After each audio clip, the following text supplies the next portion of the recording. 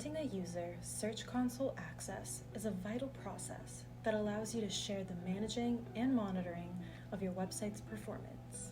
However, to grant this access, you must be a property owner or an owner of a parent property.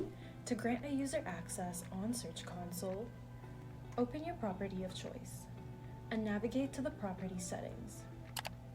Now select the Users and Permissions page. Click on the Add User button to add a new user to the property. Now, enter the new user's Google account email. Note that the user must have a Google account to be granted access. Next, select the permission level to grant the user.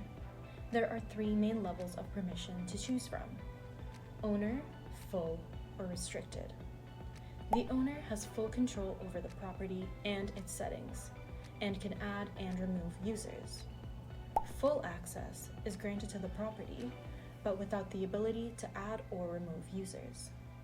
And restricted access is granted to specific features or sections of the property. Once you've made your selection, make sure you save your changes to ensure that the new user's access is granted.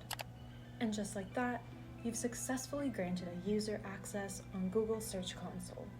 Let the collaboration begin. If you have any questions on how to set up Google Search Console or have any requests on what you would like to see next, leave a comment down below. Make sure to like and subscribe for more videos like this. Thank you for watching, and I'll see you in the next video.